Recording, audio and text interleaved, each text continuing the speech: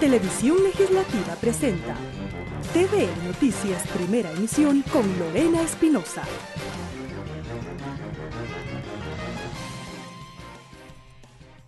Lunes 26 de febrero, ¿qué tal amigos? Muy buenos días, gracias por su sintonía. Esta es la primera emisión de TVL Noticias. Recuerde que usted nos sigue a través del canal 42 en Quito y también en nuestro sitio web www.tvl.asambleanacional.gov.es. Revisamos quién nos acompaña hoy en las entrevistas. Estará con nosotros Manuela Gallegos, integrante de la tercera terna para el Consejo de Participación Ciudadana y Control Social Transitorio, activista ciudadana y dirigente barrial en Quito, exsecretaria de Pueblos y exdirigente de la Acción Democrática Nacional y del movimiento Los Forajidos. Con ella hablaremos sobre la conformación del Consejo de Participación Ciudadana Transitorio. También estará con nosotros la asambleísta Joana Cedeño, licenciada en Comunicación Social, asambleísta por Santo Domingo de los Áchiras por el movimiento Alianza País, presidenta de la Comisión de Biodiversidad y Recursos Naturales. Con ella hablamos sobre el proyecto de ley para la Circunscripción Territorial Especial Amazónica.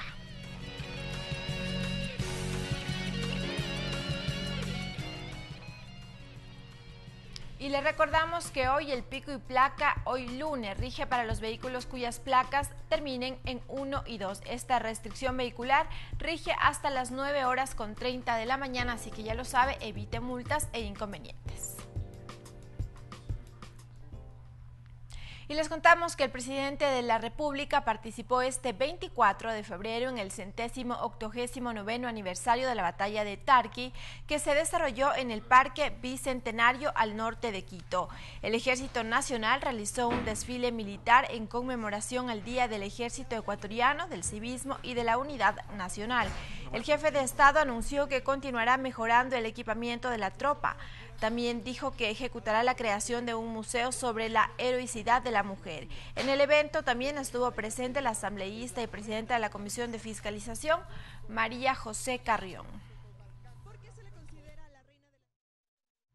Y les contamos que el presidente de la Asamblea Nacional, en una entrevista para la agencia EFE, reiteró el compromiso del Parlamento para hacer efectiva las preguntas 3 y 6 de la consulta popular del pasado 4 de febrero y aseguró que en menos de 30 días estarán resueltos los temas de la conformación transitoria del Consejo de Participación Ciudadana y la derogación de la ley de plusvalía.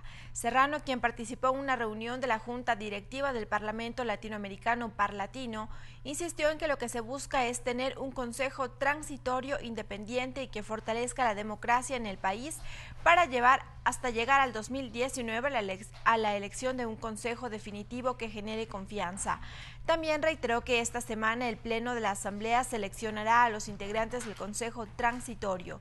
Serrano dijo que tras la consulta hay que afianzar el trabajo en el fortalecimiento de la institucionalidad.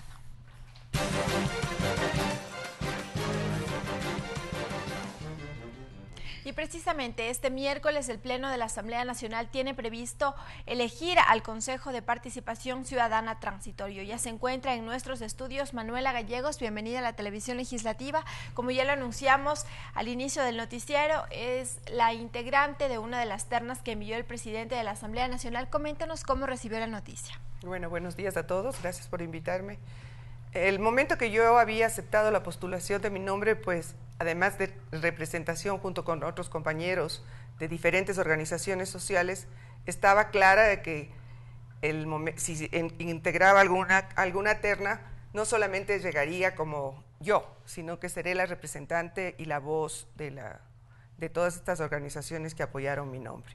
Creo que estamos viviendo un momento de muchísima importancia para el país, en donde no solamente los que lleguen a la terna, y las organizaciones que han propuesto los nombres, sino todo el país debe estar pendiente, claro y comprometido con este proceso que nos llevará a la recuperación de la institucionalidad y a fortalecer la democracia.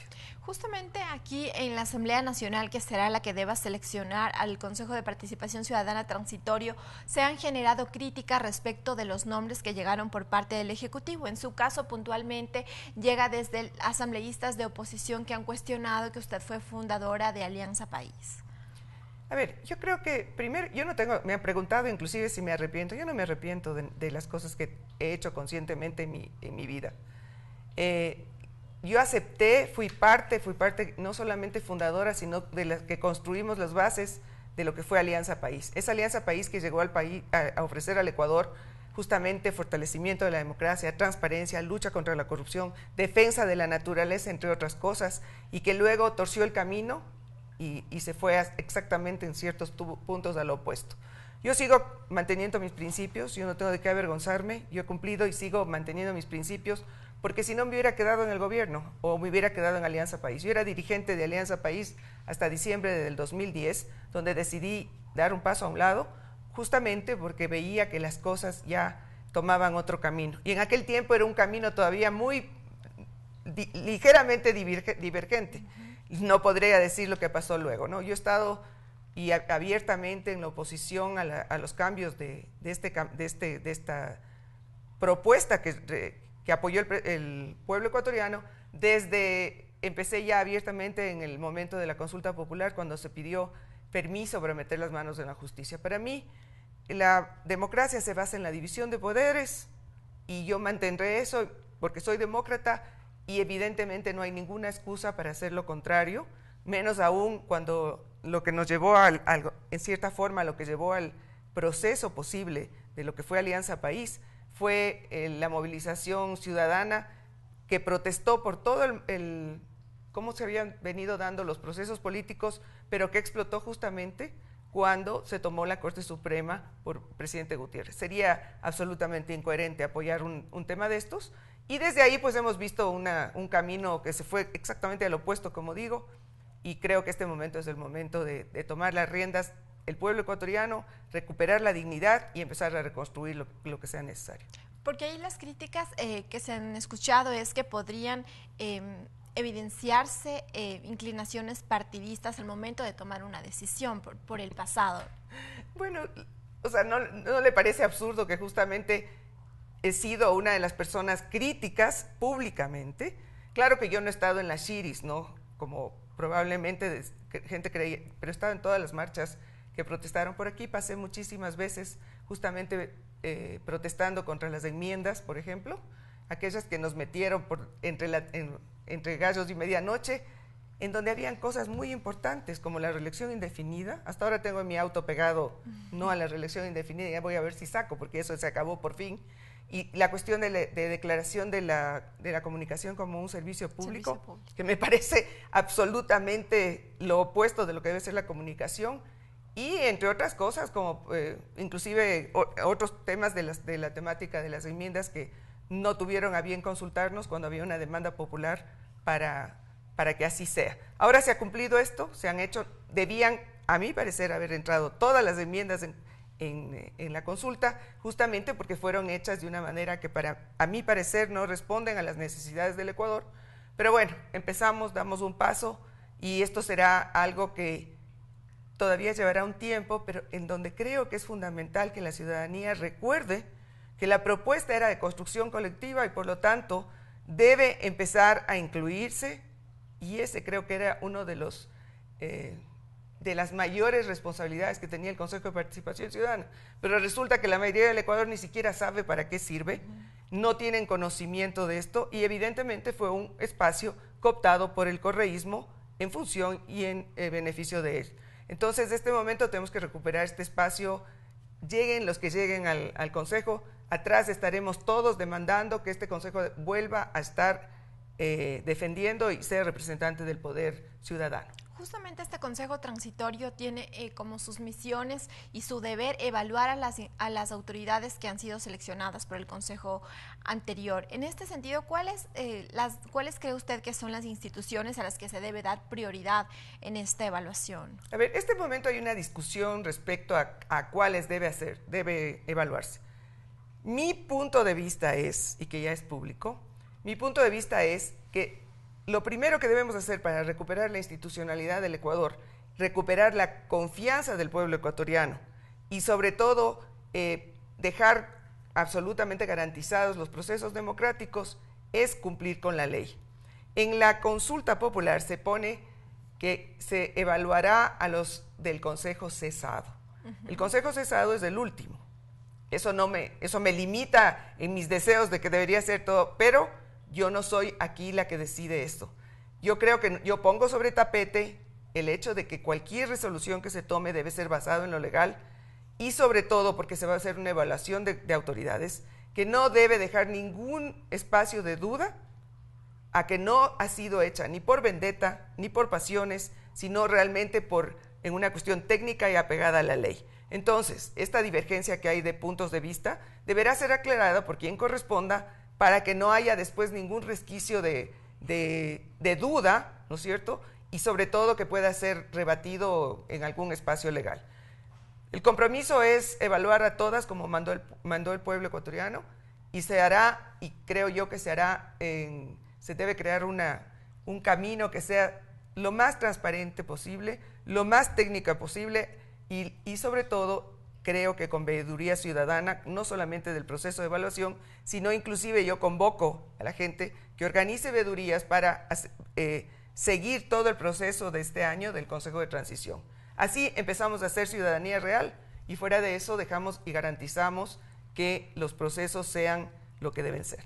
¿Hay alguna institución en específico que requeriría prioridad al momento de su evaluación? Bueno, hay algunas, pero creo que se debe empezar paralelamente a la reconstrucción del Consejo de Participación Ciudadana, ya que hemos visto, por ejemplo, en la parte reglamentaria, que se adaptaban los reglamentos a la necesidad del momento. Esto no crea institucionalidad, esto crea sobre todo una posición subjetiva en función de quién es el candidato, ¿no es cierto? Pero paralelamente a eso, a mi parecer, el primer organismo para ser evaluado es el Consejo Nacional Electoral, ya que la ciudadanía no confía en este Consejo y es evidente que no solamente está conformado y respetando la ley, sino que tenemos serias dudas en la ciudadanía amplia sobre los procedimientos. ¿Cuál sería una de las acciones o qué haría Manuela Gallegos en el caso de ser seleccionada al Consejo de Participación Transitorio?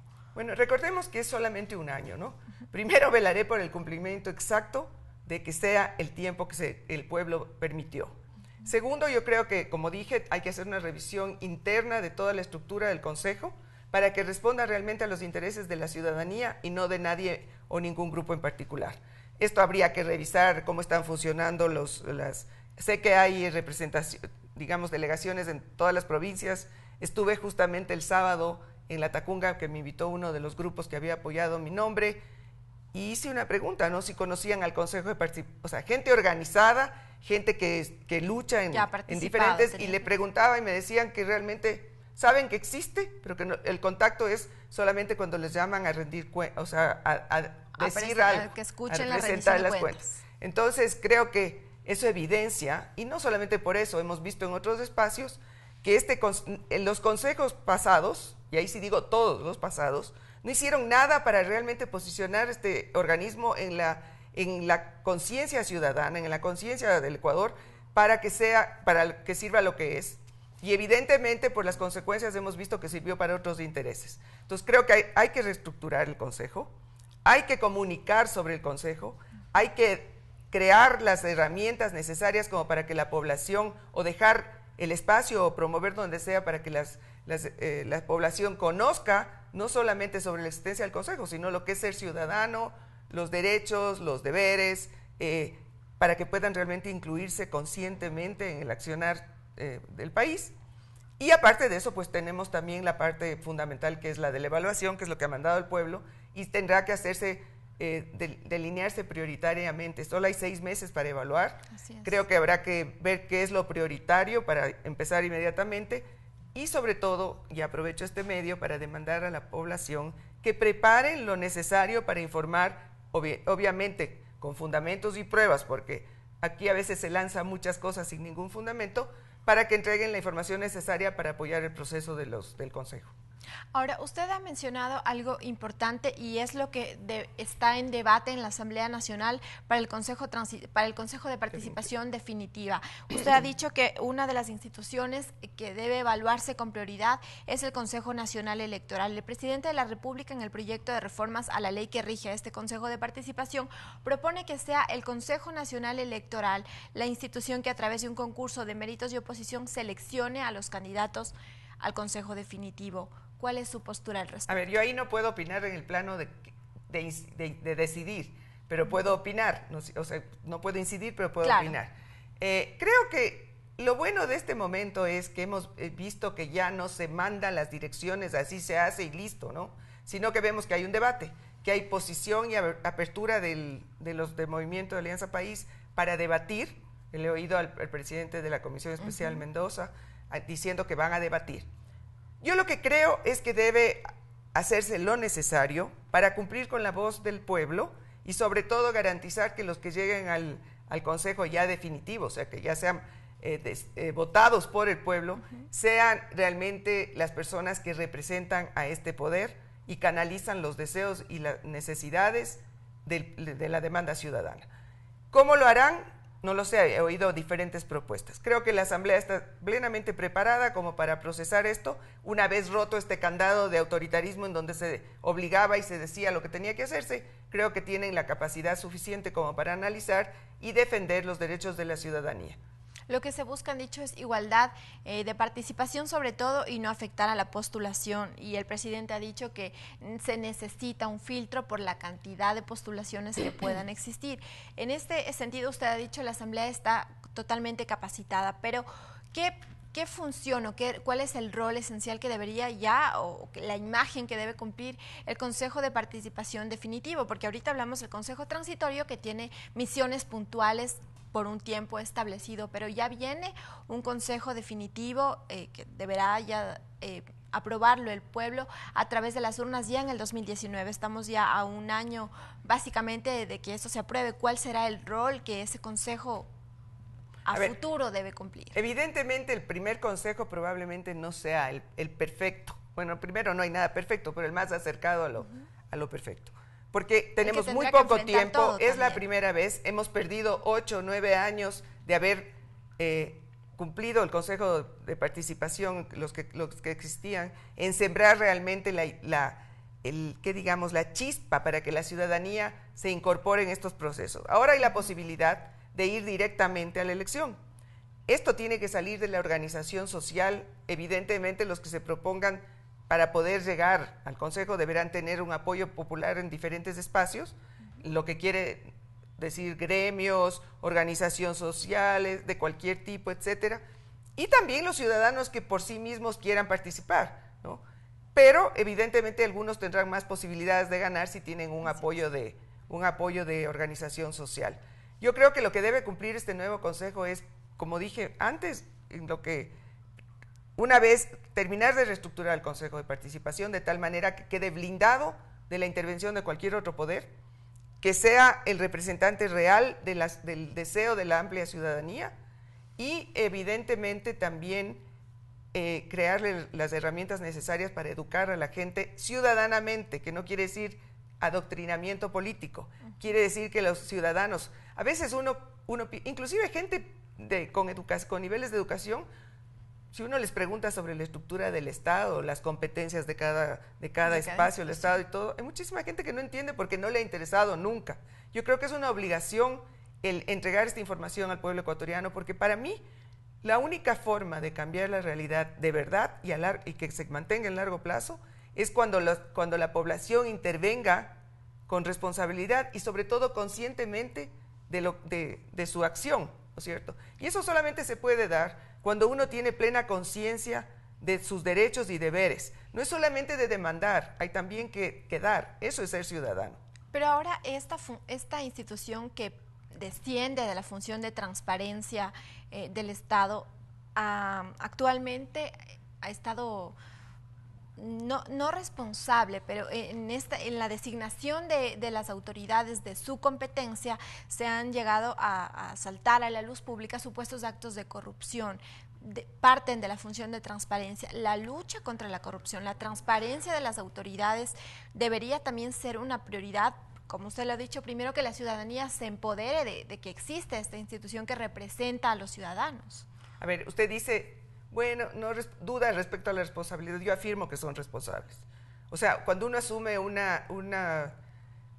espacio del Estado donde tiene una responsabilidad, más aún cuando una responsabilidad con la ciudadanía en general, ¿no? Y peor todavía cuando es el garante de cómo se van a dar los procesos con de las autoridades, de que son las que van a controlar el quehacer público, uno es responsable o irresponsable, ¿no? Es que no hay cómo lavarse las manos. Es más, creo que algún día tendrán que responder sobre sus acciones.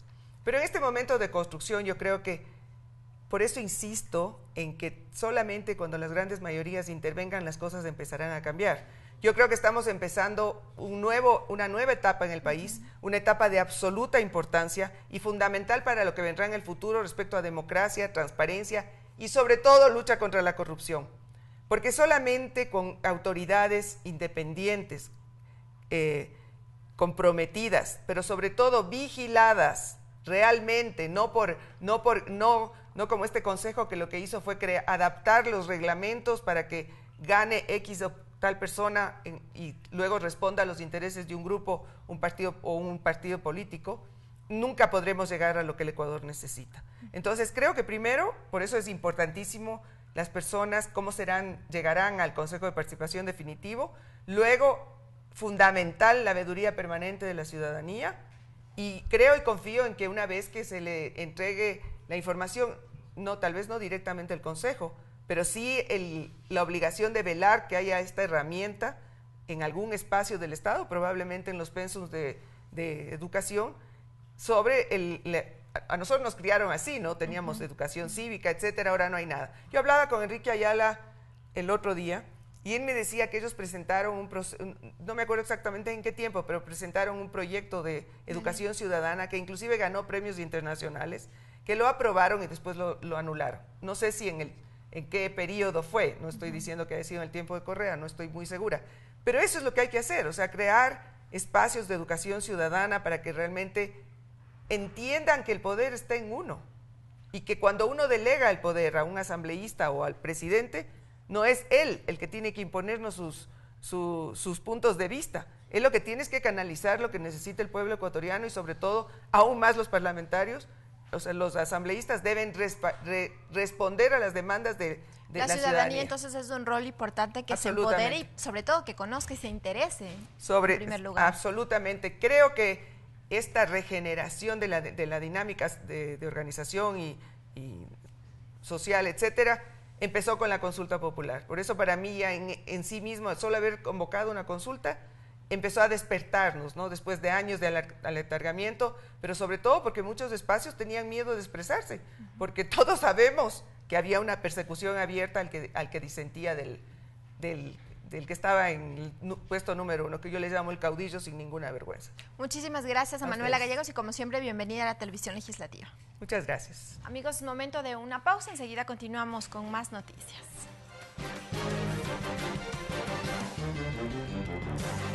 Regresamos con TVN Noticias, primera emisión, luego de la siguiente pausa promocional. Continuamos con TVN Noticias, primera emisión.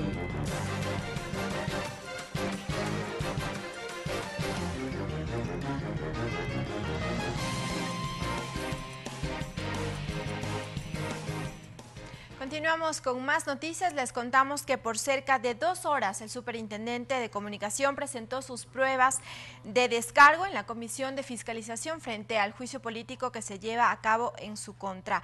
Durante su intervención, Ochoa defendió la aplicación de la Ley de Comunicación y deslegitimó el examen especial que realizó la Contraloría a Gamavisión, en donde se determinaron indicios de responsabilidad administrativa en contra de Ochoa.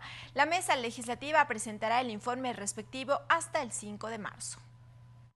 Ochoa sustentó su defensa con la presentación de varios videos de medios de comunicación e imágenes de periódicos en los que se evidencia contenidos violentos, discriminatorios y abusos de libertad de expresión. Por ello precisó que es necesaria una regulación y dijo que no es igual hablar de libertad de expresión y libertad de prensa. No se trata aquí de defender la libertad de un medio para decir lo que quiera.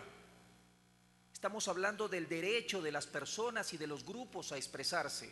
Carlos Ochoa insistió en que la institución que lidera ha actuado en cumplimiento de lo que dice la Ley de Comunicación y desmintió un supuesto abuso de poder.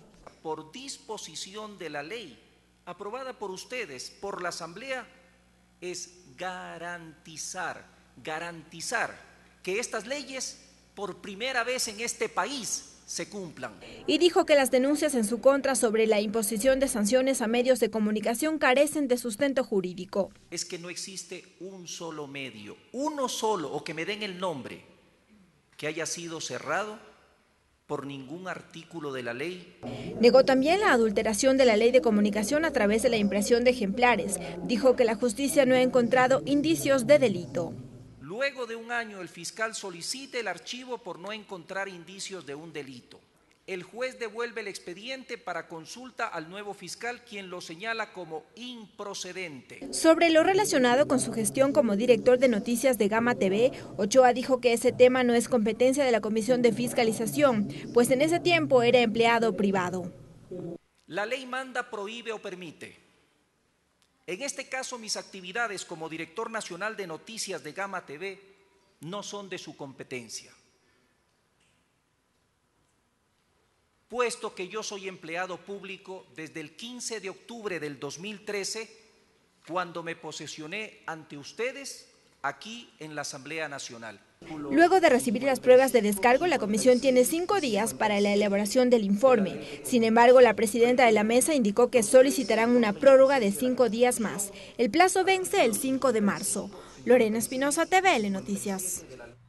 Y tras la intervención del superintendente de comunicación Carlos Ochoa, no a todos en la Comisión de Fiscalización convencieron los argumentos de defensa presentados.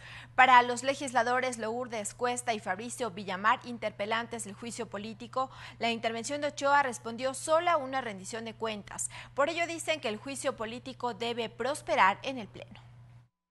La presidenta de la Comisión de Fiscalización, María José Carrión, al finalizar la intervención de Carlos Ochoa, lamentó que la información presentada no haya sustentado las pruebas de cargo. Enfáticamente dijo que hasta este viernes tiene el plazo para presentar los respaldos. Obviamente ha sido una presentación a través de una presentación de PowerPoint, pero para nosotros eso no es documentación firme, contundente, necesitamos los documentos certificados, así es que le he pedido al superintendente que nos entregue la documentación certificada sobre todos los que él considera descargos. Una misma lectura tuvo uno de los interpelantes del juicio político, Lourdes Cuesta, pues criticó que las 2 horas de intervención hayan sido utilizadas para una rendición de cuentas. Lo único que ha hecho es una defensa de la ley de comunicación, que está en su derecho, por supuesto, pero nada que demuestre que es un funcionario probo, que ha cumplido con sus funciones. Frente a estos criterios, el superintendente Carlos Ochoa dijo que el causal por el que lo llaman es netamente incumplimiento de funciones. Su intervención se basó en ello, recalcó. Se siguió cronológicamente cada uno de los cuestionamientos de las 2 personas que presentaron sus pruebas de cargo. Con respecto a la documentación remitida por la Contraloría en contra de Ochoa, el asambleísta Fabricio Villamar sostuvo que este aspecto tampoco fue aclarado, por ello quedan serias dudas. Informó que el señor Carlos Ochoa ya había devuelto plata de esta que había recibido. Y además señaló el Contralor que quedaban más de $20,000 por devolverse. Ambas partes se encuentran a la expectativa del pronunciamiento de la Comisión de Fiscalización. Pero adicionalmente estoy convencido de que hay los votos necesarios para censurarle y destituirle. A mí no me están llamando por enriquecimiento ilícito, a mí no me están llamando por ningún tipo de apropiación de fondos públicos. Me están llamando por cumplir la ley.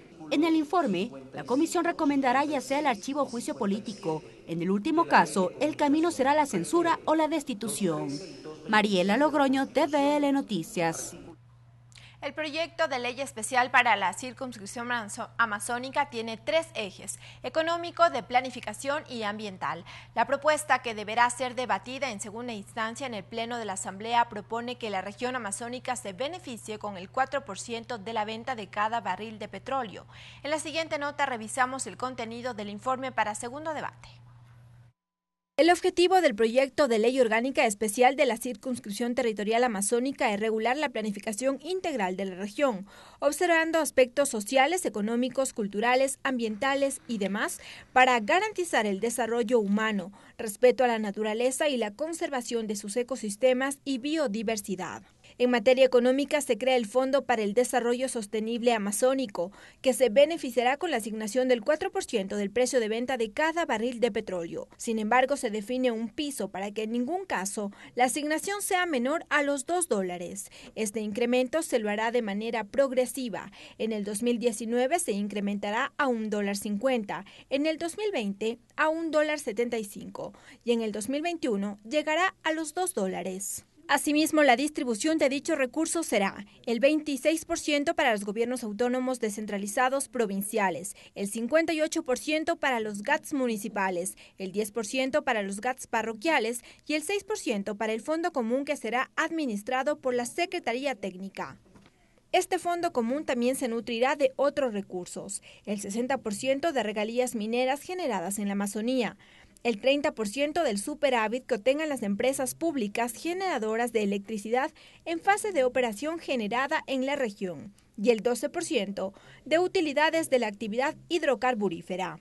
Con la asignación de estos recursos, el proyecto de ley deroga la ley del Fondo para el Ecodesarrollo Amazónico, conocida como la Ley 010. El proyecto de ley contempla que las parroquias Río Verde y Río Negro del Cantón Baños de Agua Santa y las provincias Matus, El Altar, La Candelaria y Bayusic del Cantón Penipe continuarán percibiendo recursos que contemplaba en el Fondo para el Ecodesarrollo. Una vez aprobada la ley, el Ejecutivo tendrá 2 años para crear universidades públicas en cada una de las provincias amazónicas. Lorena Espinosa, TVL Noticias.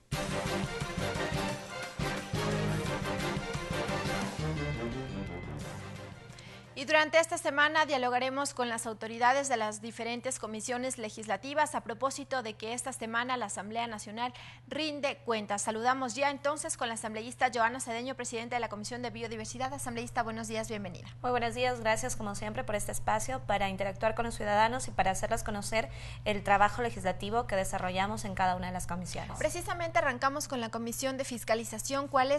Hagamos un barrido de las actividades que han realizado desde este nuevo periodo, desde mayo hasta febrero. Bueno, nosotros hemos tenido por encargo de la Asamblea Nacional y del Consejo de Administración Legislativa el tratamiento de la Ley para la Circunscripción Territorial Especial Amazónica. Esta ley ha tomado prácticamente el 100% de atención de la comisión. Sin embargo, hay nuevos proyectos que estamos por revisar en este año. Además, yo quiero decir que este trabajo ha sido ampliamente participativo. Hemos recorrido las 6 provincias amazónicas. Hemos tenido la oportunidad de estar en la provincia de Galápagos, ya que tanto Galápagos como la Amazonía tienen leyes especiales, y adicionalmente también hemos estado en la provincia de Santo Domingo. En este recorrido, en estos 7 meses, hemos visitado un total de 8 provincias, y dentro de esta nueva agenda para este año tendremos nuevamente más visitas, donde recibiremos y seguiremos escuchando a los ciudadanos.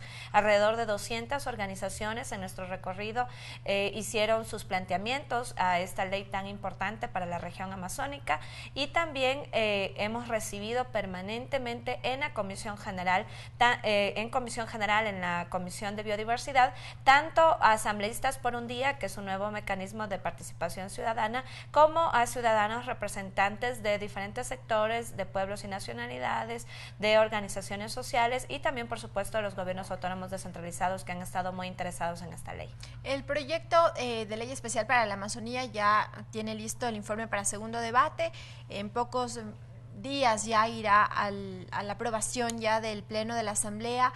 ¿Cuál es la expectativa sobre este proyecto de ley? Ha existido bastante incertidumbre, discusión y expectativa también sobre la parte económica que propone este proyecto para la región amazónica. Bueno, yo creo que han habido muchísimas propuestas. Nosotros tuvimos en un inicio una propuesta de, por ejemplo, el CONGA, los gobiernos provinciales, de que este fondo se incremente el 5%. Estuvieron también proponiendo los gobiernos autónomos municipales y los parroquiales. Hay que recordar que inicialmente la Ley 010, por ejemplo, entregaba el 5% del fondo a los gobiernos parroquiales, y nosotros, en base a un esfuerzo que hemos hecho de diálogo y articulación con todos los niveles de gobierno, y también con la nueva propuesta de este otro fondo que va a nutrir en cambio al Consejo de Planificación y a la Secretaría Técnica, hemos planteado, por ejemplo, que el fondo para los gobiernos gobiernos parroquiales se duplique. Yo creo que la expectativa para ellos es todavía más importante o más intensa que para el resto de los gobiernos autónomos descentralizados. Luego, como ustedes han visto, también considerando la situación económica del país, hemos planteado que este fondo sea progresivo o de incremento progresivo, a fin de también entender que nuestro país se encuentra en una situación económica complicada en este momento y que entonces necesita el tiempo para ir incrementando este fondo de manera gradual, que es lo que hemos tratado de consensuar en esta mesa. Sin embargo, todavía tenemos posiciones diferentes, digamos, hay algunos asambleístas que de manera tal vez clientelar o demagógica están proponiendo porcentajes mucho más elevados. Nosotros no estamos en contra de que la Amazonía reciba recursos, al contrario, creemos que es totalmente justo, totalmente pertinente. De la Amazonía se han venido extrayendo los recursos naturales que han solventado el presupuesto del Estado, no solamente para la región, sino para todo el país, y creemos que es totalmente legítimo también este derecho de los amazónicos de recibir recursos adicionales.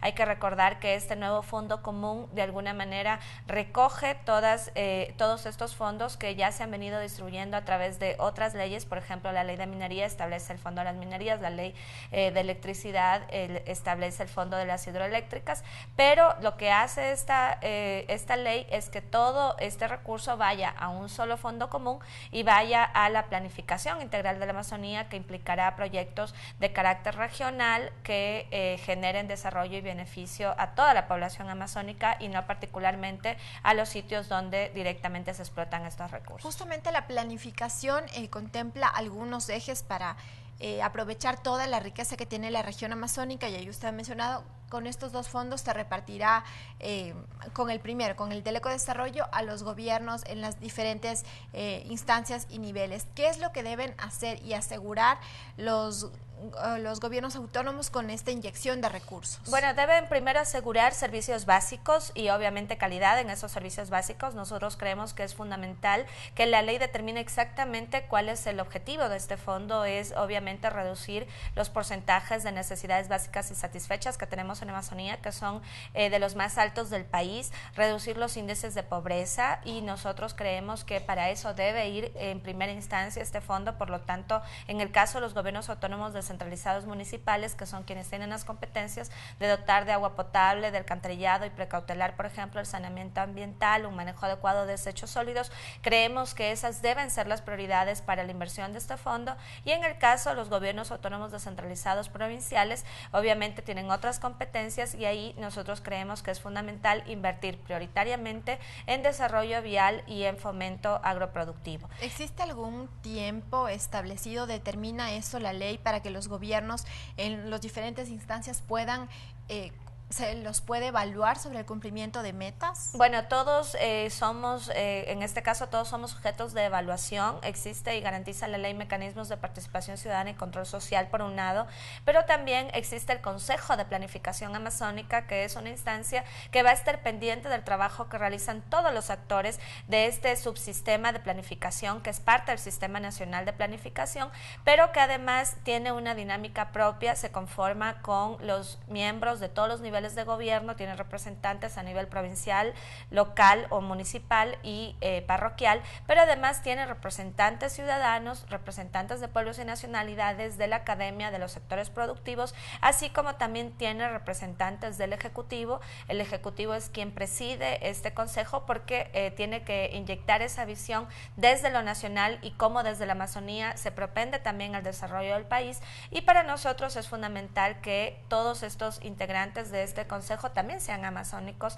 Por eso estamos estableciendo esos requisitos. Este consejo tendrá que dar seguimiento al uso adecuado de estos recursos. También este consejo tendrá que priorizar la inversión del fondo común, este fondo común que se nutre del 6% del un fondo, del fondo FERA por cada barril de petróleo, pero que también se nutre con regalías petroleras, hidrocarburíficas, mineras en este caso, de los proyectos hidroeléctricos de todas las empresas públicas amazónicas que en este caso trabajan en la Amazonía, y creemos que va a ser un fondo muy importante también para la región.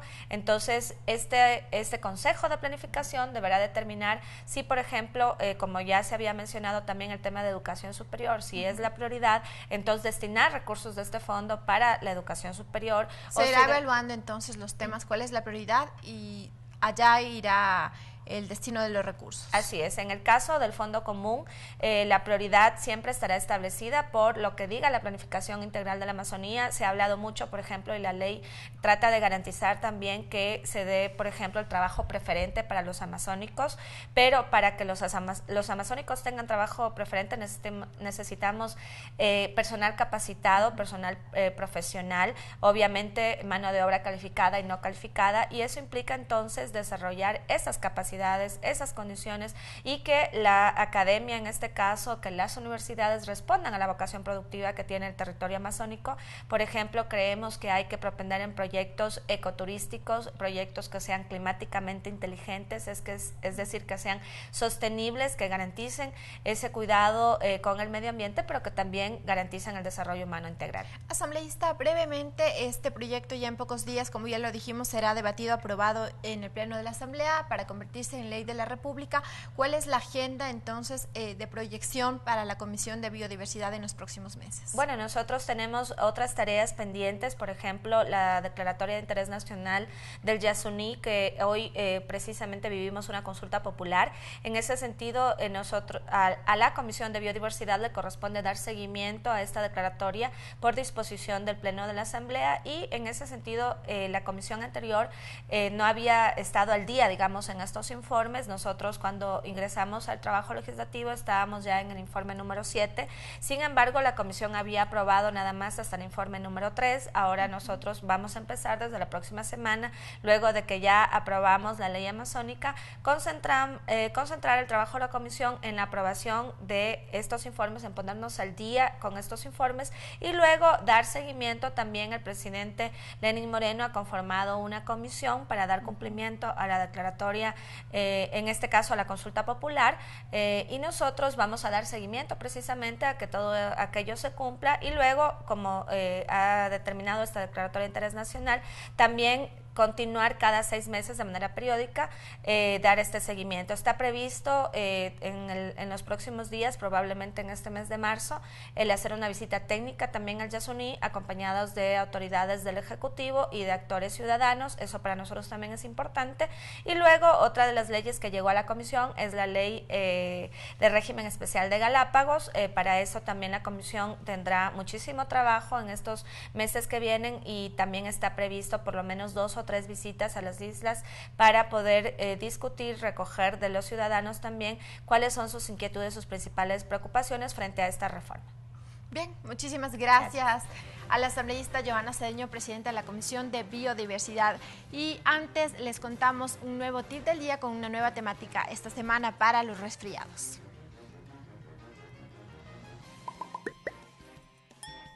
El tip del día para invierno, hábitos de higiene.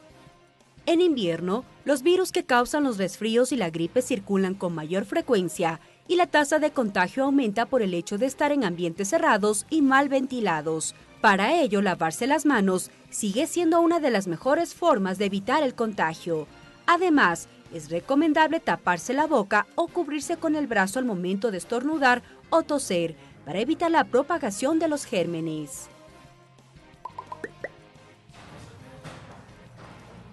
Ahí está la recomendación a propósito de los cambios climáticos que se sienten en la capital. Así terminamos esta emisión, amigos, que tengan un excelente día.